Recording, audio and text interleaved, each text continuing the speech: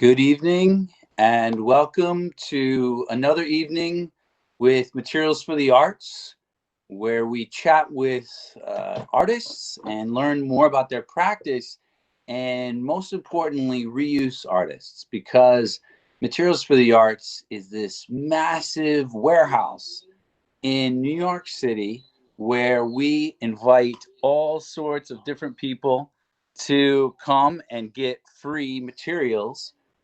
And so that is something that we are going to share more with you about tonight by learning about the practice of Jason Rohlf, who's one of the amazing artists that was in our recent exhibit, Creative Reuse 2020. So every year we have an exhibit where we show some of the top artists that are making work with reused materials in New York City. And we're excited to have Jason as one of those artists.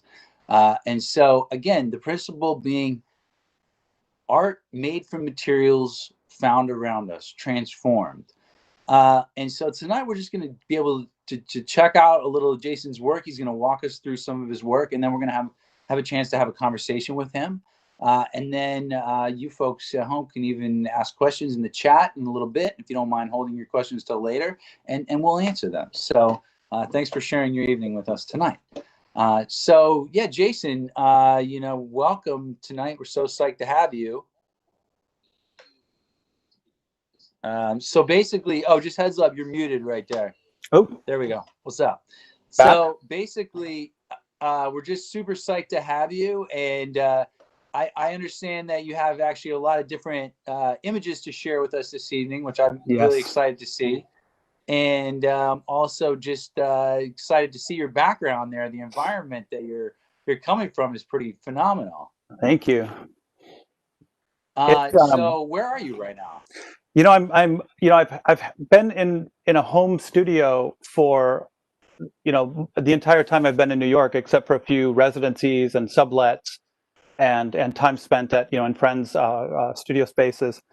And so it wasn't that hard to adapt to the to the restrictions of our movement and social distancing and all that stuff. So I basically just walked from my kitchen into a little mini alcove where I do my work, and about thirds of the space here in the camera shot.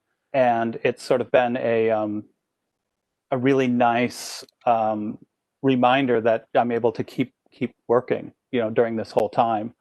And it's been a little bit hard not having the external world feeding the inspiration and the conversations and the exhibitions and openings and stuff. But all my materials and all the reused materials that I use are still here in piles all over the place. Yeah. Beautiful. It's beautiful just seeing that environment. It's awesome. Thank you. So yeah, so I mean, so we're seeing a variety of different things from you. So I'd love it if we could just start the even out by you just walking us through some images of your work and just talking about it a little bit for us. It's funny, the traditional work that I have that I've really enjoyed showing with you guys and bringing out to the world the last few years has been the shop rag project. And what started as piles of the muslin, you buy them at the hardware store, they're red, you wash your hands on them, you wipe them up, you clean off a palette knife or a paintbrush, or wipe down some extra over goo that's hanging off the side of the canvas. And I realized fairly quickly that these shop rags, these muslin towels, were super interesting. They would have dozens of colors and stains and different effects happening. Sometimes I would wick away an entire pattern from a painting and end up with a kind of a mirror image of the painting on the shop rag. And I would be like, wow, that's really cool. It's sort of a stained mirror transfer. And as I started accumulating these, they became almost like a journal or a diary. They started to pile up. I have, a stack of them here in progress, and there got to be so many that the weight of the subsequent shop rags ended up, pressing them flat. So even if they were super wrinkly and kind of stiff and full of paint, that they would end up kind of working collectively to look, everybody's like, how do you get these so flat? I'm like, well, it's the weight of the sheer mass of the project now and now there's probably like 8 stacks of these, tucked around the whole loft in various stages of completion. And like us, each one of those is a real object. It's got like a weight to it, and it's so flat, but it's and the edges are so unique in their kind of irregularity, but they're so, there's so much of an object. They're very beautiful. Thank you. I'm glad that you brought that up. I like to think of the project as a collaboration with the person that sewed them, because they're sewing for volume, not for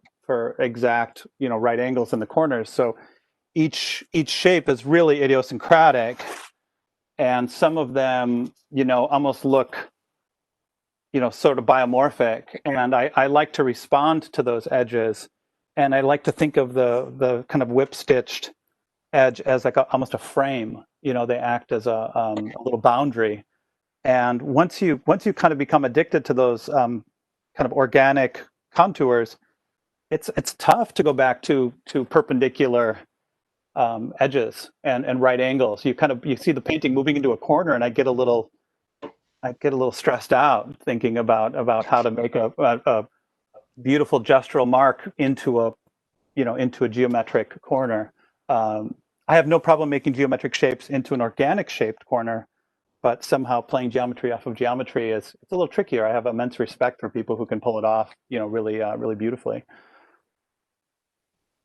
Some of these, are I like to use the word accretion, that steady buildup of things. I like the idea that objects can have history. I'm glad that you mentioned the thickness and the weight of some of them, because several of them, they're two-sided. Like I was thinking about this one, and on the other side is, an entirely different piece. So as they're in the studio, they're really functioning as they have a purpose. They're purpose-driven to clean and to absorb other things, and they don't really take on that moment of an expression of my artistic practice until I start to really make like, whoa, I'm going to make a deliberate decision back into this, or I'm going to incorporate that spill or that cleaning edge of a palette knife into a painting. And it's that moment where it starts to become more deliberative. I mean, I'm looking at the series of pieces we had installed or have installed up for the art. And it's sort of a cross section of all the different ways that my brain takes off on tangents in the studio. And I think for somebody with 100 ideas going at once, having a daily practice allows for you to chase down all those sometimes ridiculous ideas that then actually coalesce into something more substantive. And then you're like, oh, I meant to do that. Like that's purposeful after a certain point. The other thing I started to think about was how it does function as an object on the wall. Sometimes when we present these, like the pieces you have there, I'll take a piece like this and I will cut a piece of rigid Sintra, a PVC board that doesn't warp or bend with humidity or heat, and I cut it to the shape of the piece, and then we'll just hang it from a little nail, and then you're able to hang it on the wall as an object, and then you get to have a minuscule conversation about sculpture as a painting, or painting as an object. And I don't come off the wall texturally, but I'll come off the wall optically or visually with like stacked color or texture. The picture that's up right now that Bliss has put up, that's I sometimes I present them in stacks, and so that's my studio floor, and I'll just kind of sort through them, and they will start to make connections, visual connections, associations, little anecdotal stories pop up of maybe the book on lichen that I was reading, or ancient petroglyphs or sacred symbols, or ancient astronauts, and the images will immediately manifest into the artwork. I mean, there's an image there that I drew a meticulous matrix in ballpoint pen, so I must have spent 20 hours just drawing geometric shapes in pen and then just covered it up. So there's something meditative about that process too, where you're being very deliberate and obsessive and sort of mechanical about the mark making, and then the very next moment you're just, grab a palette knife and cover half of it up. It's beautiful. Listen, It's beautiful. yeah. Ooh, here's a great one. Here's an example from a show. Some great artist painter friends did an exhibition called Paintings and Trees, and I was carrying this shop rag around a park out in Bushwick until I found this space between these two branches, and it almost kind of mimicked the contours of the piece, and it really kind of spoke to my deep reverence for what's happening in nature with moss and mushrooms and flowers and pollen and you name it. And I almost thought of it as camouflage or something like that, like how the backs of bugs kind of through adaptation start to mimic their environment. And I really liked how we were able to find a space for this piece. If you look at the top contour of this particular painting, you can see little bits of silver roof tar that I transferred into this painting, and it almost is reflected in the cracks in the bark of the tree. You would think that the imagery is sort of continuous, moving from the tree into the painting and into the other branch. And I love that sort of, what's the word for that? Like, not confusion, but it's a little enigmatic about what you're looking at. And if you can stay in the spirit of the piece versus trying to decode it or break it down into its its smaller parts. Here's another great example of them presented at the Pelham Art Center. It was a show called Insomnia a few years ago, and we realized that several of us were chatting with each other at 2, 3, 4 o'clock in the morning about what was going on in our studios. And so a curator and painter, she decided to bring us all together into an exhibition. And she said, what would be your ideal presentation?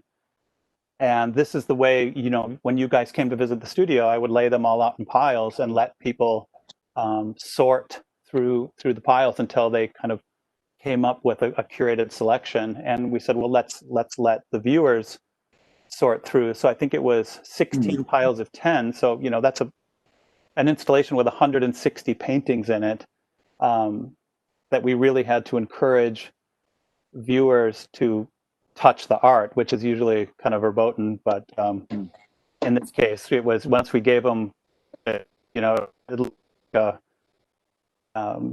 sample sale at Barney's or something like that. I mean, people were just tossing through these things, picking out their favorites and kind of holding them close. So that only looked like that for about half an hour, and then it looked like a disaster hit it. But maybe that's why I was saying if they seem tactile, is because you gave me that experience too when I saw your work to physically feel it, and it does have an interesting impact. You're right. You flip it over, you look at both sides of it, you feel the edge of it. It's interesting. It's and the verso, that's like a rare treat when like a registrar or an art book will show you the back side of a famous painting, and you see little charcoal sketches or little notes or little, the back side. It's almost like being in the secret back room at a gallery or something like that. You really get to see the sort of the thinking behind it. And now I've actually worried about what side to put a signature on, because I don't want to disturb the importance or the intimacy of that space with something as administrative as a name and a date and a title. Let's see what the next image is. Oh, so here's this process where I coat the shop rag with a little bit of acrylic gel, and I learned this through literally a discovery.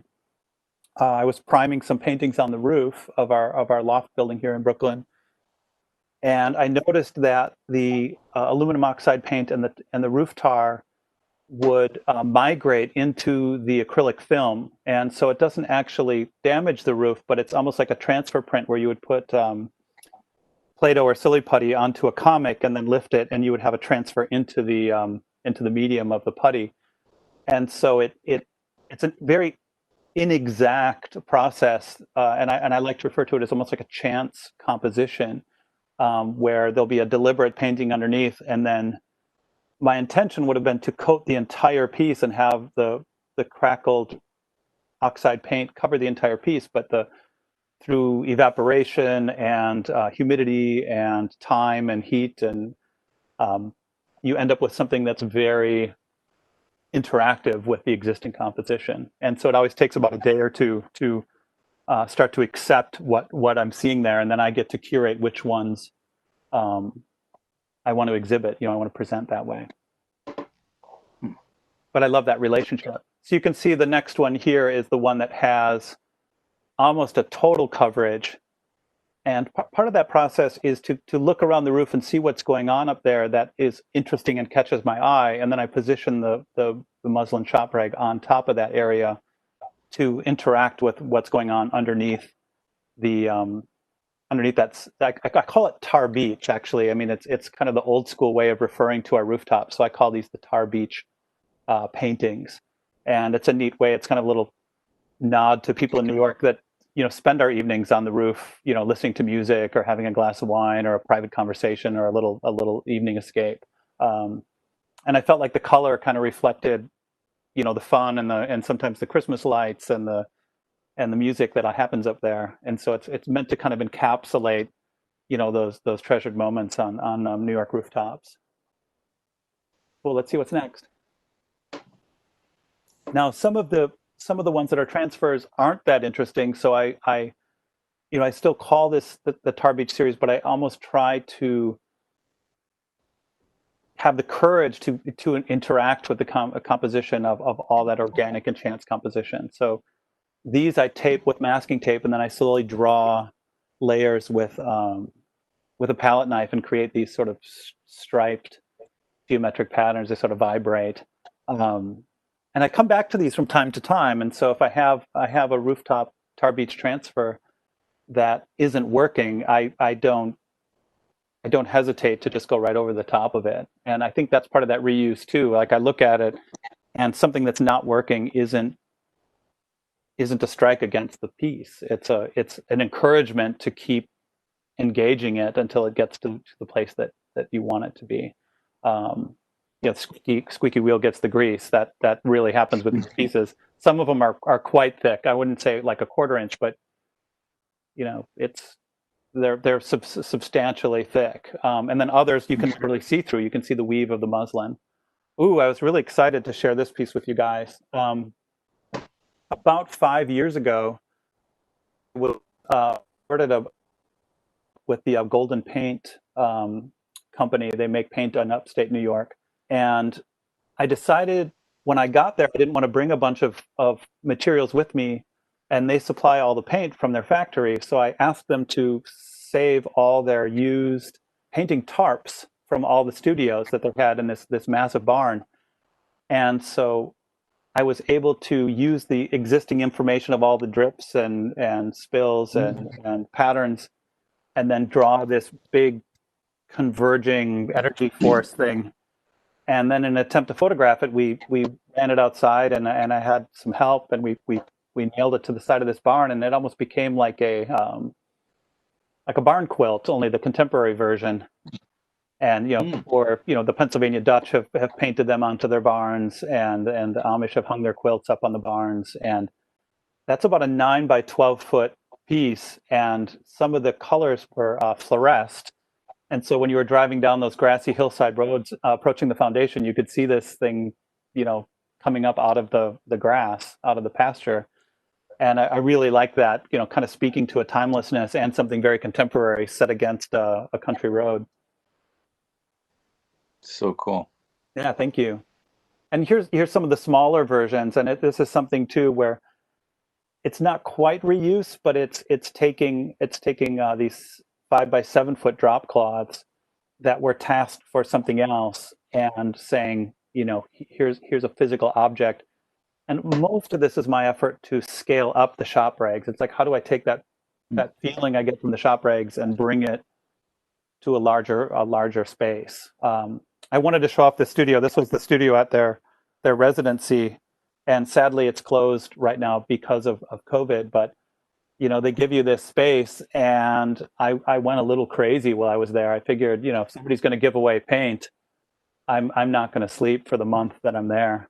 So So I think at all in all, we had about 6 of the large tarps and a half a dozen of the smaller pieces. This particular one here was an exhibition in Millerton, New York, where a friend has this beautiful barn called the Reinstitute, and he said, let's present these things. Let's do a show. And so it was neat. We strung a wire through this vaulted space that felt very spiritual and cathedral-like. It's it's a massive barn, but there's no trusses, there's no infrastructure inside of it. It looks like a blimp hangar inside there. And the work really kind of lifted your spiritual forces, I guess. It felt kind of devotional in a way too, in a sort of a non-denominational. People compared it to an ayahuasca trip or being at a dance party or stuff like that. So I love all those when it conjures up other people's experiences that they get to share their stories with me. Oh.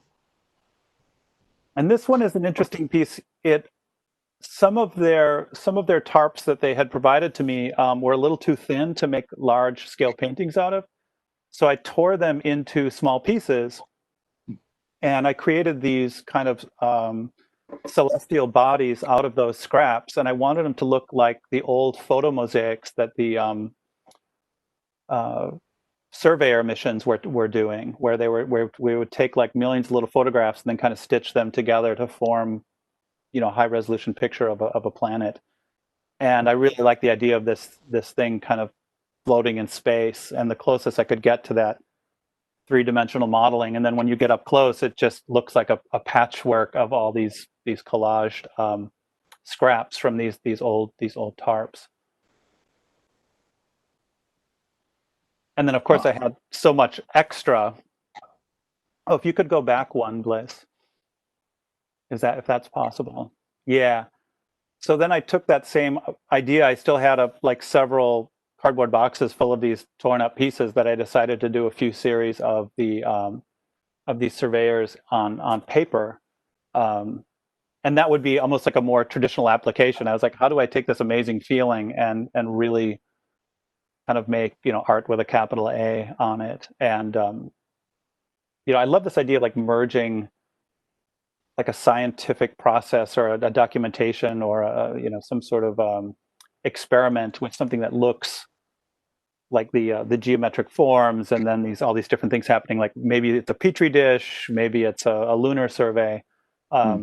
People ask me if I've done engineering or I've done molecular biology. They'll send me a picture of little geodes or little shell creatures or electron microscope images, and they say, you must be looking at this, and I'm like, all of it, yes, 1,000 times yes. It definitely looks. I could see all those different things when you said that. Yeah, I wanted from the studio macro to the micro. The moon all the way to the petri dishes. It's cool. Absolutely. Definitely. And I really like the studio to feel like like you're in a laboratory or like some explorers club, that there's just all this ephemera from all these sort of, I would say almost more like a psychonaut, right? Like an inner journey. Well, look, they were saying like Antonio Gaudí, for example, had like nautilus shells and all these things. I think that responding to, instead of responding against the forces of nature, there can be this, synchronicity that can be pretty. I can see, in there. And that's really, some of the best ways. I'm drawing a blank on the French writer that had the whole house was full of like indigenous objects and natural objects and tapestries, and it just it was such a beautiful inspiring space. I mean, I think if I had a larger place than a New York apartment, I would be an obsessive hoarder. I would look like the Museum of Natural History's gift shop or something in here. But that's why you utilize your materials, because you got to put them, you got to use them. Yeah, absolutely. You got to move them on. I'll share a little story about these pieces that are up now. There's these 3 works on. Again, I took some of the tarps and I tore them down into more manageable sizes. And these, I was doing some drawings and then I was folding them to create symmetry. So kind of what you're seeing, I only did about half that work, and then folded it. and then bring it back out. And during the opening for this, the kind of the debut of this work, people were certain that I had a really intimate understanding of specific Hindu religions or spirit, quantum quantum ideas. And so I was like, that's awesome. Again, it's sort of speaking to the idea that we can draw from these things and then inspire other people to kind of conjure that without kind of pinning it down or having it be limited to one specific thing.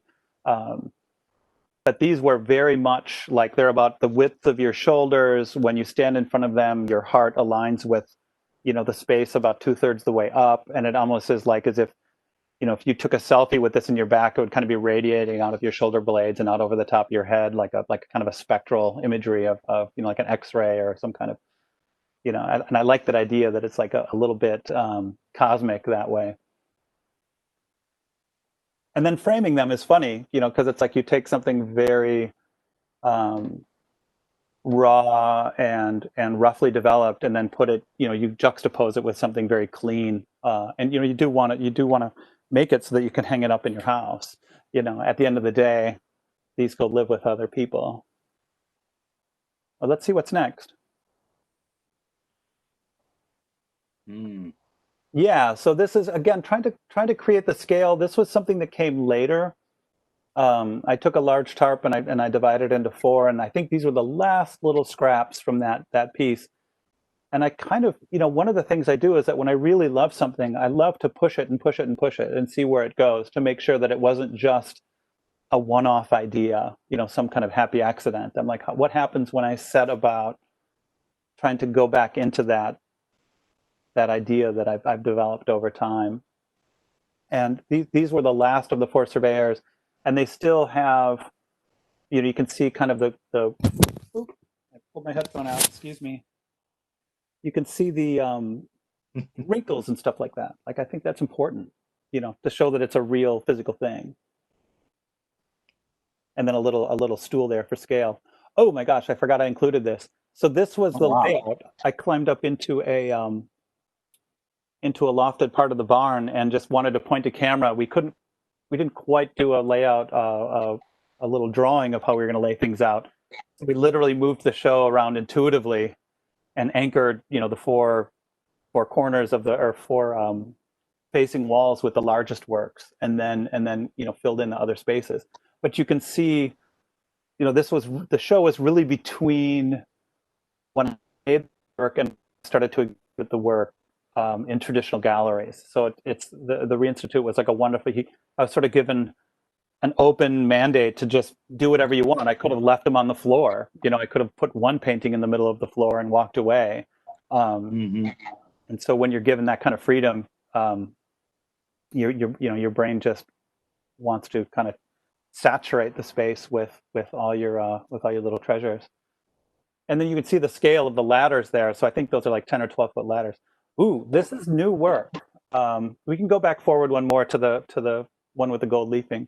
This was from an exhibition I just had recently in New Jersey at a gallery, Gold Scopophilia.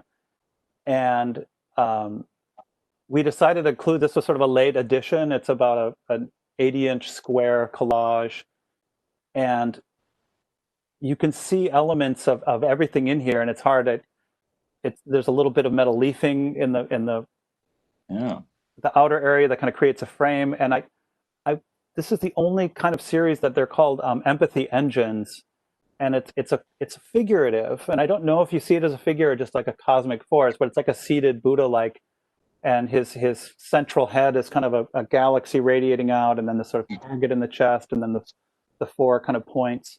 And I really like that there's sort of this celestial webbing happening in his torso and his legs and his seat, and then the arms reaching out. And I was just kind of psyched to have this like super new agey weird. And this was being made just before the show opened in mid-February. It was up for about a week and a half, and then the whole world shut down. So it really, and I called the piece was titled "The Abundant Present," and it just seemed like there was so much going on, and we could process so much information and have so much connections. And now we're in a world where a lot of that has been reduced, and we're in, engaging with each other like this. So it's an interesting place. Let's see what you got there. These are also a brand new series. These are painted on our Thai food carryout cartons. Right on. And if you can imagine the the little white cartons that your rice comes in, or your we get mostly Thai food, so I'd say pad see ew or khao soi, or chicken pad thai, and then I unfold them, and my daughter actually showed me this really cool hack where I was going to get a plate, and she said, no, you just pop it flat, and it's a plate for your food. And then once I saw the radial symmetry and the geometry of this thing, I literally freaked out. I just grabbed one of the empty ones and wiped all the food off of it and sanded it and primed it and started turning it into art. And some of them start to mimic, the shop rags. So this one, they'll end up with these very sort of trippy optical depth. And, I think this one, I it's kind of funny, but it still says sticky rice on the bottom. So, sometimes in the back of your artwork, you get to know what I had for dinner during the COVID homestay. If you want to advance one more,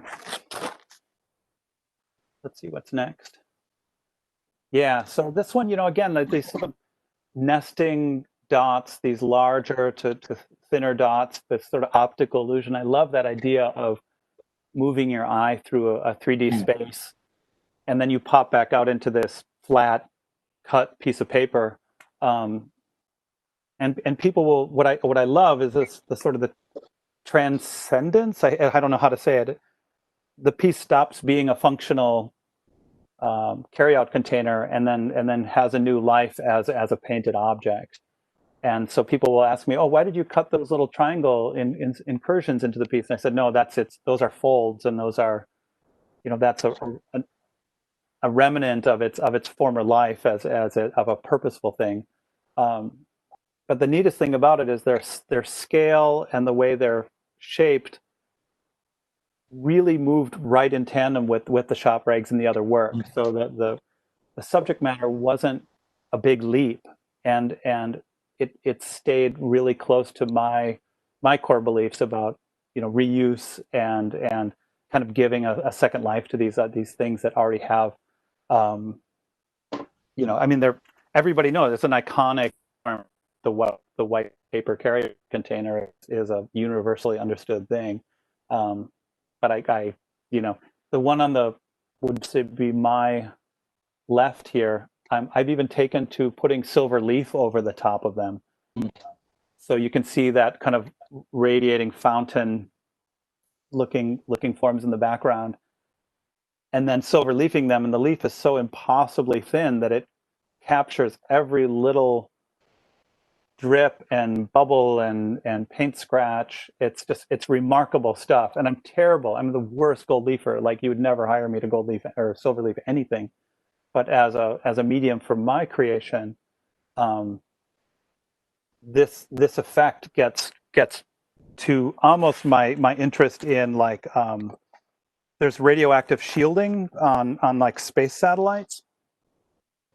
And I really thought that was kind of cool, because it starts to look, back like a celestial object. So here in the studio, like, here's one that has copper leaf, and it still has a lot of the forms that you were seeing in the shop rags, and then there's dots, and then I actually, was sanding it, and so it almost looks like the heat shields on the space shuttle, or some of the solar arrays coming off of some of our space stations and communication satellites and stuff like that. Like, I'll look at it and I'll see the mechanics of it, and then it'll manifest in the work almost immediately. Cool. Let's see what's next. We're almost to the end, I think.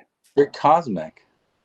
So many layers. Yeah. So this work, I took all of my slip sheets. I put a piece of paper underneath my work table, and they're about 16 by 20. And I started thinking there were going to be lots of small works on paper, and the stack was getting kind of huge, and they were kind of similarly sized to the shop rags, and like that wasn't. I didn't want them to be one-to-one with work I was already making. So I used some acrylic gel and fused them together like these huge quilts. And so that's like 6 or 9 small works on paper, then fused together, and then many smaller works. Like I've been making these little eye-shaped things, these little sort of like seers, and you can see them kind of on the bottom corners. Mm-hmm. And these were old certificates of authenticity that were from a print project I did. I just had extras lying around, and I'm like, well, I don't want to toss them, so I'll just paint on one side and gel them into the collages.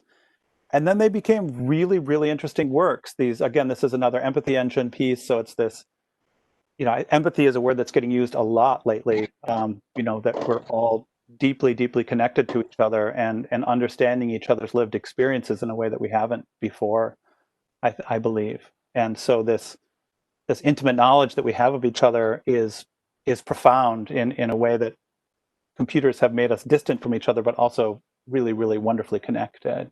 And so how do you capture that in a painting? And here's what we're getting. And this one kind of cracks me up because like the lower portion, it looks like these 2 giant cartoon eyes looking out the bottom of it. And it almost feels like a third eye kind of radiating out, like just sort of in my, I tell myself all these, little narratives are running in my brain as I'm making them, that these are little like lived experiences that these paintings are having out in the world, and then coming back and sharing with me, like they've been on a journey, I've been on a journey. And again, they feel slightly figurative.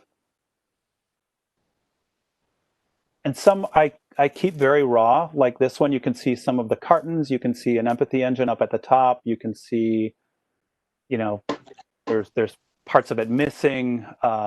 Some of them, the blue kind of systems or networking kind of things, that was pressed into another painting, and then you can see it mirrored up on top. So it's like even repeating a form. So it's like, wait a minute, that came from that. It's the same form, it's the same shape.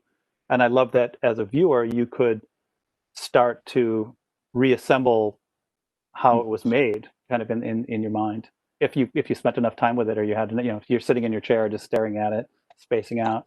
Absolutely. I think that is exactly the experience that I have with the work, for sure. Nice. That's exactly what I was thinking you were going to say, is being able to see, not only reassemble the process that you went through, but also to be kind of inspired by how you were responding to things. So it's almost like seeing your dance, and how it's a response to each step along the way, which gives it a real narrative. It's really interesting. Yeah, it's beautiful. Well, and it's some artists will talk about being intimidated or excited to start with a blank space. They can stare into this massive white void. And for me, if I let people fill it full of stuff, like I love reacting to things and interpreting and moving through. And this one was, again, several pieces of collage, and I this is about a 30 by 30 inch canvas, and I was like, all right, enough of this belief that I can't interact with a square rectangular space. I've done it for 20 years. I didn't forget how to paint on a canvas. Like, I'm not going to make it an absolute rejection of traditional. And I grabbed some of my existing canvases and just started grabbing these collages and layering them up. And they started interacting with each other. And, as I look at it now, I felt like, it looks like a computer browser with like a million different, windows open, and each one is on a different, like, scientific blog or something like that. Like, one is on folklore, one is on astrology, one is on, some awesome comet that's in the sky, one is on a lunar, chart for the month's moon cycles. I do these kind of nesting. The series is kind of thinking about beacons and navigational. So you're looking at a star or the sun or a lighthouse, and all those things start to work together.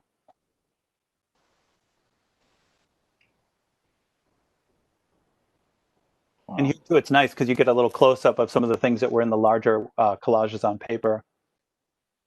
You get the two of the small eyes on the bottom. You get this sort of UFO. Um, One of the things that cracks me up with, or not cracks me up, I shouldn't say. I think it's funny in like a oh wow kind of way.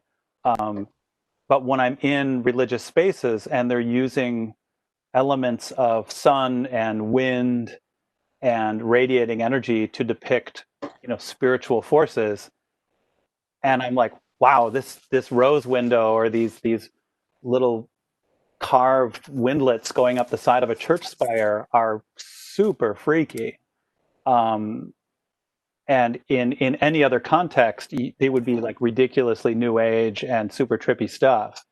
And so I love that you can walk into a cathedral and literally leave your physical body, and you're just moving up through these spaces as a energetic force, and merge that with UFOs and ancient astronauts and and conspiracy theories. And I like you can just kind of stir it all into a soup and end up with something that's both scientific and spiritual and you know celestial and UFOs all in one painting. I mean, it seems that to me that like at least to a degree that your work is very much both a meditative process for yourself, but also the finished work is intended to offer the viewer a little bit of a kind of a meditative experience. Would you say? I agree. This artist said this beautiful thing, and I don't want to like get the name wrong, but he was asked a question during an artist talk, and somebody had asked if he ever put bad energy into his paintings. And he looked like incredulously back out into the audience. He's like, oh, why would I do that? Of course not. And he really, and it was something that I agreed with. I was vigorously nodding until you realize that you can put my energy and my meditations and my hundreds of hours into these paintings, and that will project that energy back out into the space that it inhabits. And this is a traditional kind of a solar. I think we titled this piece like heliocentric. Um, it's funny that we didn't believe that we orbited the sun for hundreds of years, and that had to be scientifically proven. But I love that paintings can be infused with good energy and then radiate good energy, and that then people could also give them a new life and bring their energy into these pieces. And I think it's a Japanese philosophy that the more something is contemplated, that it actually comes alive with a spiritual force. It becomes kind of, I don't want to say anthropomorphized, but it actually has a life. It has a spiritual force within it. And I think every piece of artwork has to have that because it's been handled and considered and loved and contemplated to endless degrees. And then this odd thing happens where you hope that somebody comes along and shares that same feeling for it, which is also a really nice. It's interesting. This last piece you have here is also the piece behind me, and I kind of wanted to end with that or think about that this is a lived object in a three-dimensional space that I inhabit, not just a static image on the computer. That this artwork is a physical, tangible thing. There's stripes of old linen in there, and bits of collage and bits of the gold leaf, and yet it looks so graphic on the screen, but it's actually a really, really tremendously layered and textured piece. Cool. There we are. Wow, that was beautiful. Thank you. Wow. So I would just basically just a few questions come to mind. Sure. I mean, the first thing or just the conversation is just and I guess it's a universal experience, but to me, so much of your practice involves responding to the world around you and including Yeah, and I always like to think about context and content, and kind of as citizens, as human beings, um, our context, our sustainability, our environment is a real Yeah, factor. yeah, yeah, Like we're trapped in our houses. Like you were saying, there's this digital interface that's happening, and yeah. that I feel like, to me, you strike me as an artist that's very aware of that, and yet somehow is so beautifully able to translate into these objects, and I think that's meaningful. Yeah, that you could just talk. I mean, you've been talking about that, Well, but I can in speak terms to of that very specifically. That it was funny that artists, right when we were told to stay home, a lot of artists were sharing a meme on social media that we've been practicing for this our entire lives. That we were professional social distancers and contemplators and content with being. And it's funny because when you're standing in a physical body in a studio and you're isolated away at home, that's your physical body, but your mental body is just your mental space is just a riot of pattern and color and possibilities. And I don't know how people who don't get to go into that, whether it's if they do it through psychedelics or they do it through meditation or breath work or taking a really long run or rigorous exercise, like you name it, whatever that thing is that just gets your mind going. And for me, it's standing at a table and taking a deep dive into this inner world. And I realized I needed interaction with my peers and to be inspired by studio visits and seeing other people's works. My artwork definitely doesn't happen in a vacuum. It needs to be just in awe of ideas that somebody else had, to be like deeply blown, my mind blown by a trip to a museum and somebody's exhibition where you walk into a solo show and you're like, this is wild. Like, who gave all this thought to this stuff that I couldn't even imagine existed? And then you leave there and you're just like, how do I even absorb all this?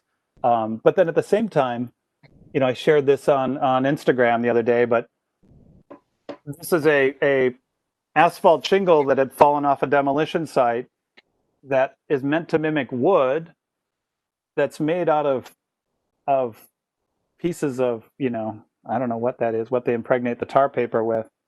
Um, but I was just like, what a beautiful little object. It looks like little Milky Way or little, Saturn's rings.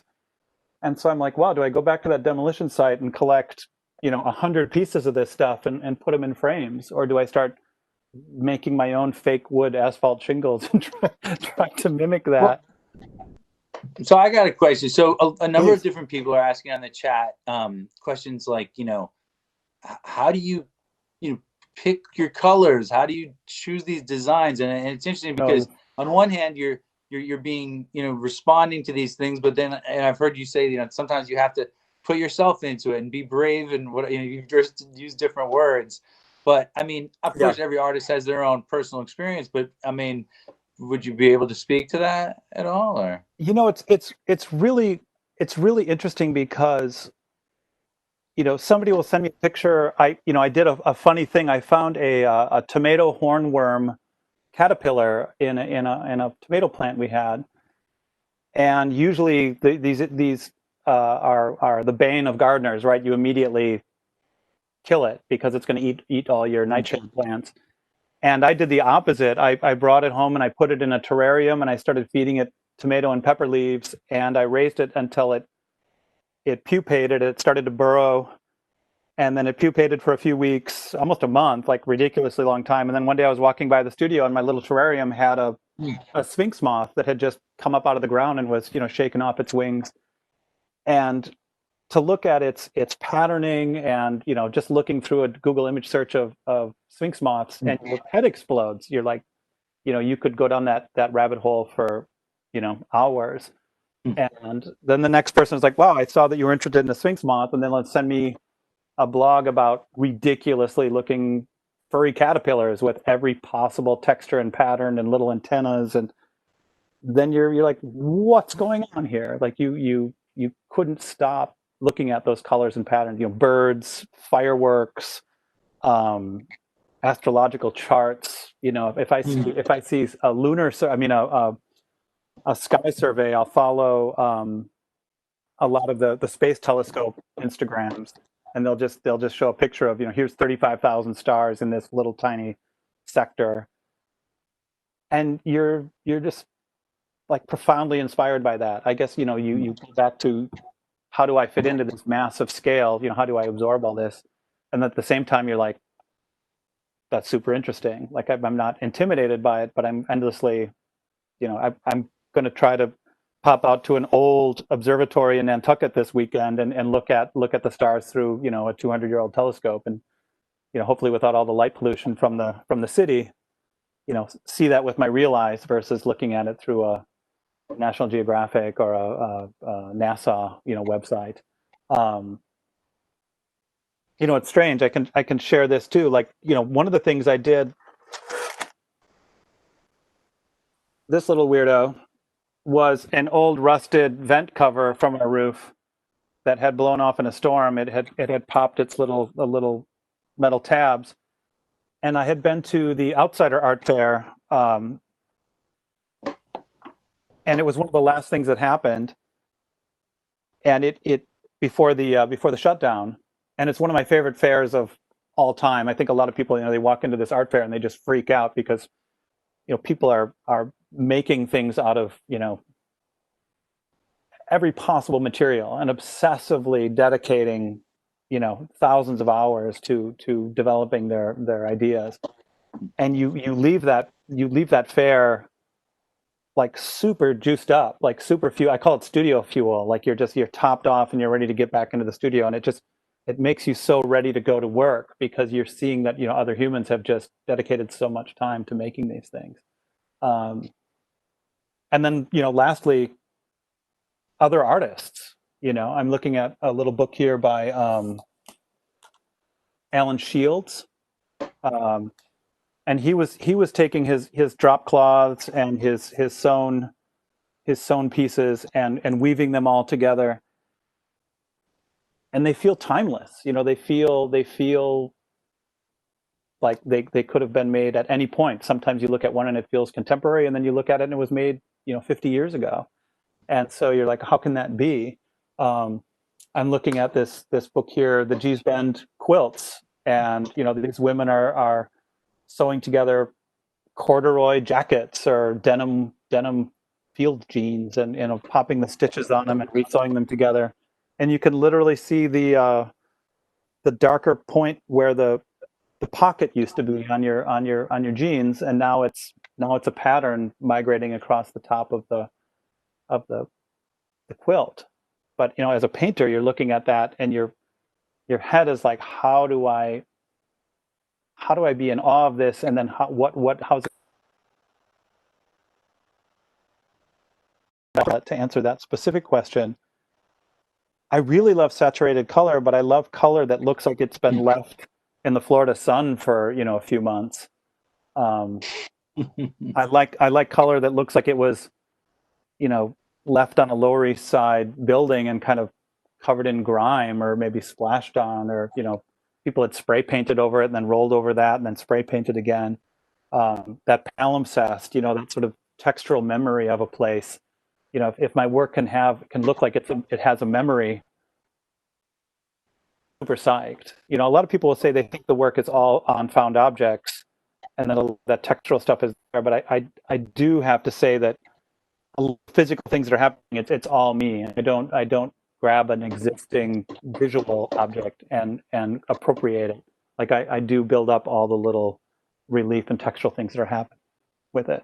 But people will think it looks like it was like an old street sign, or a piece of slate, or a piece of tin, pulled off of an old tin ceiling, and that kind of patterning is my own making.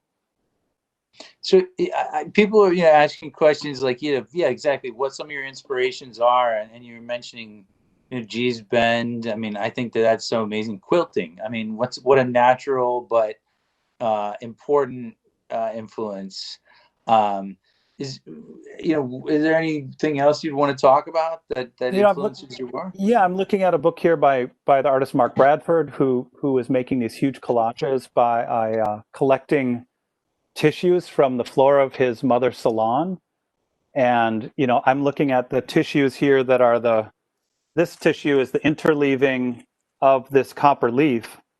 Hmm. And so I started collaging it into the copper leafing, and it's transparent once the gel medium hits it, but it just forms this beautiful veil. And I was like, oh my God, I'm kind of giving a shout out to Mark Bradford. And it's neat because it's like, I was worried that it's like, oh wait, is this going to be taken like I'm just stealing this idea, but I really want it to be in dialogue with it. And I love that. I love that something that can be this like stunning piece of contemporary art that's mapping out these really complicated social issues and then function visually beautifully and then speak directly to his lived experience, hanging out at his mom's hair salon. Um, I'm looking at this book here by Frank Walter. He had a carving practice. He was working on this. Here's I'm thinking about James Castle, a artist from the prairie, I think Nebraska. Hmm. Somebody will correct me. But he was working on the back of boxes, and I thought that kind of spoke to my carton paintings, where he was doing these little kaleidoscope drawings on unfolded matchboxes. And so you're just like, he collected these things and opened them up, and then you could flip them over and see the logo of whatever he was grabbing from the farm supply store or the general store, and just taking some charcoal and a Q-tip and making his own little implements and drawing on it. And it's stunning. I mean, they're really beautiful pieces to contemplate. And I think that artists who reuse things get to continue that tradition, of speaking to that the longevity and the adaptability of what we're up to. Or I would hate to think that I would hire somebody to cut a piece of paper to mimic a carton when you could just go use the back of an envelope or a cardboard box to make a painting onto. It's so interesting. I feel like in doing so, again, continuing to tap into some of these kind of patterns that exist, across nature. So, for example, maybe the pattern you see in the box that unfolds, or this universe pattern, or a chakra pattern, or these cosmic patterns, or even I would go so far as to say this kind of pattern of sustainability, where when you're trapped in your house for 6 months, you have all the art supplies you need. Yeah. Right. Like we're there. We're surrounded. I mean, I think that's one of the most, you said artists to prepare for this. I mean, not just by being ready to occupy their time, but by, being able to be resourceful in terms of what they're able to use, I think, but also, I would say, in terms of you and me having this conversation. So sure, we're having this virtual digital interface with everybody, which is, kind of, I guess, not as personal as we would wish for. But at the same time, we're looking at these art pieces, and your head is almost haloed right now, by your. No, I like it. Like by your, and it's like it changes everything. It takes it from a 1, dials it up to a 1,000. Because art is able to transcend, this, and I think that's meaningful. I don't know. I'm thankful to your practice, for example. For that too, because I think that these conversations can be so much more rich even when we're at a distance, a phenomena that happened right away with Instagram was going to galleries and museums became this amazing, I don't want to call it a scavenger hunt, but your friends would see a show and stand in front of a painting and sort of be like, I'm endorsing this, or this is reflective of my shared beliefs about abstract painting or figurative painting. And it was like, I want to see that painting, I want to stand in front of that painting, I want to be in conversation with that piece. And I have friends that would say, oh, I saw that show you saw today in Chelsea, and jumped on the train and went and saw it. It compelled me to ride my bike over the bridge, or zoom out to Bushwick, or head to the Lower East Side, and hop on a train and go out to Montclair, New Jersey, and be in the presence of this painting that you just posted on social media. And I like that. I have friends that are posting pictures of mushrooms that they're finding on their foraging walks, and it's like, I want to go look for mushrooms. Like I want to do these things, and we're sort of inspiring each other to be very. I want to join a protest this afternoon. I want a selfie of myself, screaming my head off in front of City Hall. And that shared community is really what we're able to do with this medium. And I love that art gets to kind of slide in there and maybe go beyond the I don't want to say pretentiousness, but art used to kind of inhabit it was removed. It was on a white wall. It was in museums were kind of intimidating. Galleries were a little too a little too posh. I don't know what the right word is for that, but unless you're an artist, you're like, can I even come in? Is this a private space? Is this Like a for the public space? initiated. The It's for the uninitiated, initiated right? only. Yeah. And now with social media, we're like, get in there and dance around and take a weird selfie and strike a pose and share the name of the artist and champion this thing that inspired you today, and then go back out and join the rest of all that freakiness going on.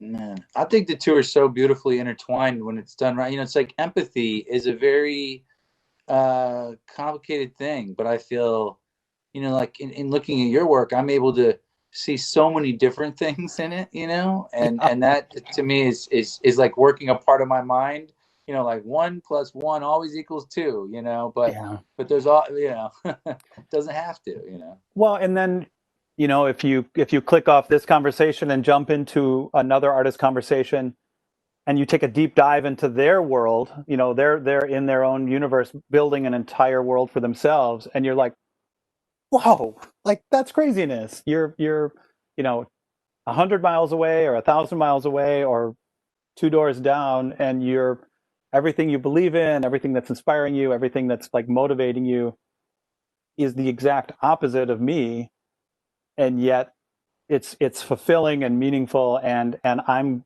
under your spell. You've brought me into your world, and I'm gonna join you for that awesomeness that you've conjured. And I think that's the other neat thing about the arts, whether it's a piece of music that's sweeping you, or somebody's reading a piece of poetry online, or you see somebody dancing, you're like, even cooking, somebody that's laying out their food that they're preparing, you're like, what? I got to get that ingredient. Like, how's this going to happen?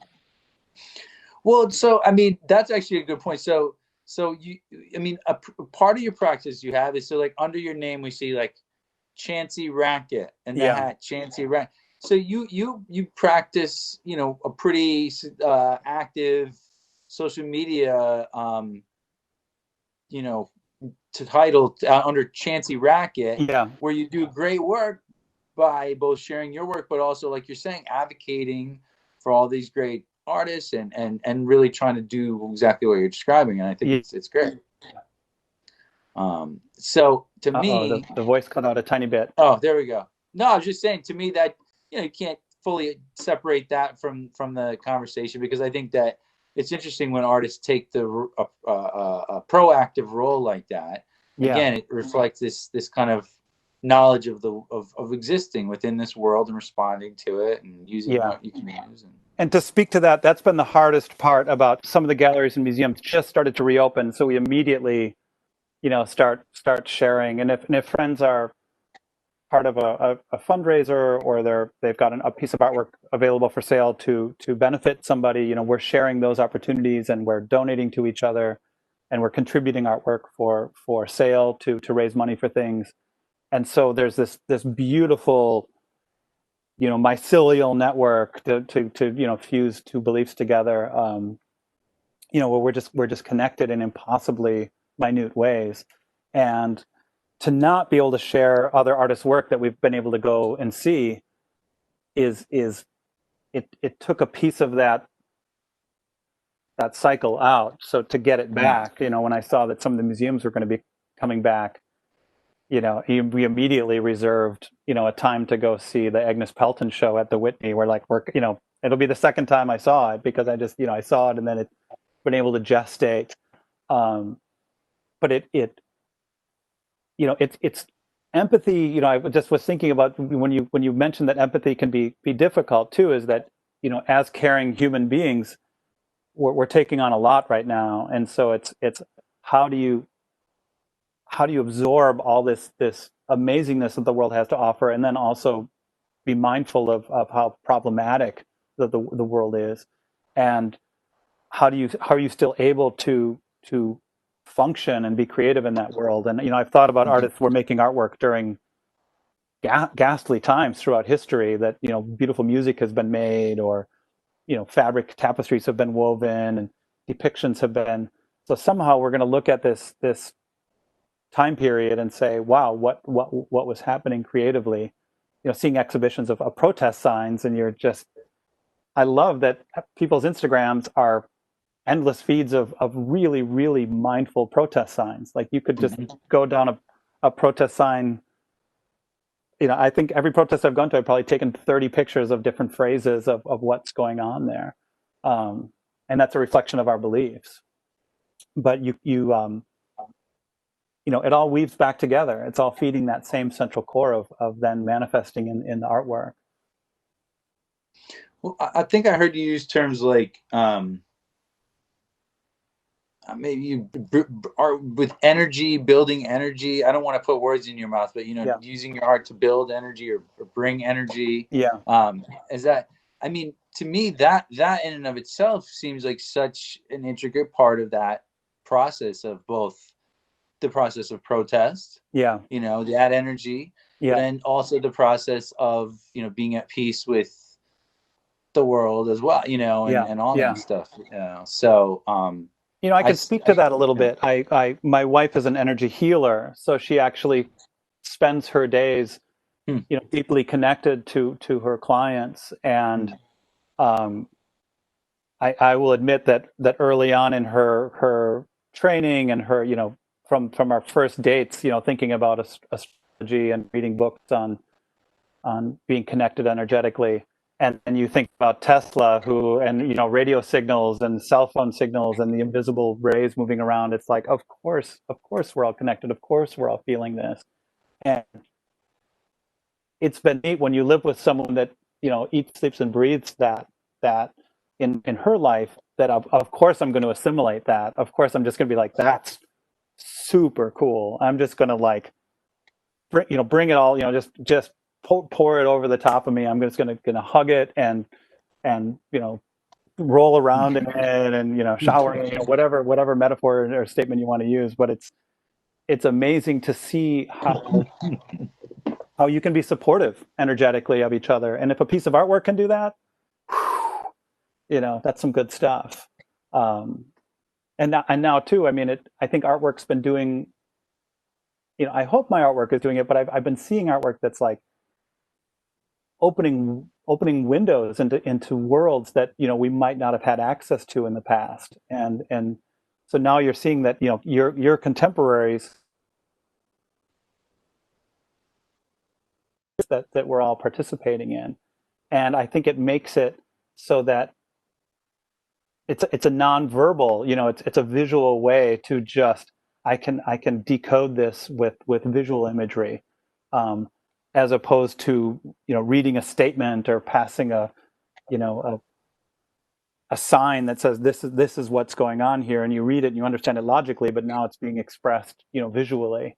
There's so much figure painting going on right now, and you're blown away at the freedom and the liberties of what the human body is capable of. And I'm on the other side of thinking about the sort of the non-visual. I like the ephemeral, the kind of the energetic components of it. But then it's clearly, something to look at. So it's at the end of the day, you still have to contemplate a physical thing that you're staring at.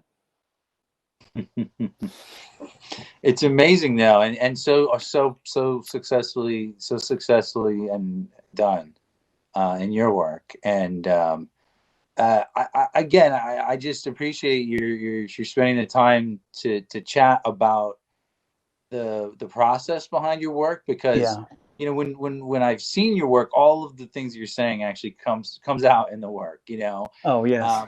But I think it's important to talk about, you know, some of these things, and I think a lot of times, and you know, you're using even the interplay between materials that are seen as you know, fancy, and materials that aren't seen as fancy, Yeah. or Yeah. you know, things like that. I think it's meaningful, and generally the brave and the artists are the ones that are on the front line of showing how, as a society, Yeah. we could, you know, there's a pathway for looking at our environment Yeah. as something to work with, as opposed to work, you know, against. And so there's I, a I lot can I of can speak to that. I was a professor. You know, I was looking at her show, and she's like, "Oh my God, it's so nice to meet you. I've actually referenced your shop rag project when students will use, you know, lack of accessibility to materials, either cost or space or time. And there's something about finding a material use, and especially with the service that you guys provide, where you can walk into a warehouse and just have more materials than you could ever create with in your lifetime. You know, the abundance of things to create out of are so it's endless. You know, once you grab these muslin towels, it's something that they're like 5 cents a piece or something like that. You know, it's not, you know, the to get into working on paper or working on small pieces of fabric is insignificant. It's your time, it's your mental investment that is the commitment.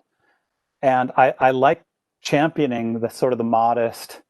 I don't want to call it low, you know. I just low is so strange because I think of it in a three-dimensional space. So there's no high and low, but it's to elevate something, to say I feel personally that this is important, and for somebody like you to acknowledge the work that I've done and say, hey, let's champion these paintings on upcycled muslin shop towels. You know, whenever a mechanic comes to one of my exhibitions, he's like, I've thrown, you know, thousands of those in the garbage. yeah. You know, and you're like, here we are, you know, and Exactly. that's what I clean my oil off when I check the oil, you know, at the filling station. And you're like, yep, same piece of muslin. You know, I'm not. It's in the rack next to, you know, everything else at the hardware store. So it kind of is neat to have that common language with everybody that's ever used that medium before. It's great. It's really Yeah, inspiring. It's really thank you. inspiring because it does everybody's got these objects around them that have these unique shapes, and I'm sure everyone's thinking about, you know, how, like, you know, literally for themselves, how they can make art pieces on things like that and respond to it, because You it know, is I inspiring. hope so. I hope that's the takeaway. I mean, a lot of times I remember being a young artist and I would go to an exhibition and be overwhelmed to a point where I didn't feel like I could paint like a master, like an old master painting. You were like, with, you know, training and capturing the translucence of the Yeah. cornea of an eye, or, you know, the reflection off of, you know, a little dewdrop in a blade of grass, and you're like, wait a minute, that's because that's not my thing. You know, that's old master number one, or, you know, contemporary watercolor photorealist number two. You know, that's their thing to nail Hmm. that exquisite. um again, I'm spacing the name, but I was looking at a painting of a soap bubble, and I'm like, how did somebody paint the you know, swirling soap film in a three-dimensional space with oil paint? Like, your brain is just, and people are like, oh, I thought Yeah. you'd be interested in this, and I'm like, how? Like, how does that exist as an object in the world? It's saved into my studio file, but you'll never see a photoreal painting of a soap bubble come out of this studio. So Maybe a molecule was so bubble. there you have it. There you have it. Well, I really appreciate you spending the time chatting with me this evening, and I'm sure everyone at home had a really nice time listening as well. So again, we can check your workout on it's Chancy Racket, right, on Yep. Instagram at Yep. Chancy Racket. Yep. And I follow you, and folks, everybody, post your art. I love seeing art online. It's meaningful. So. Absolutely. So thank you so much, and Thank you. What a great experience. have a wonderful evening until we see you again. Okay. Adios. All right. Good night, everybody. Thanks for joining us. See us next third Thursday for another artist interview with Materials for the Arts. I Good can't wait night. to join you. Bye.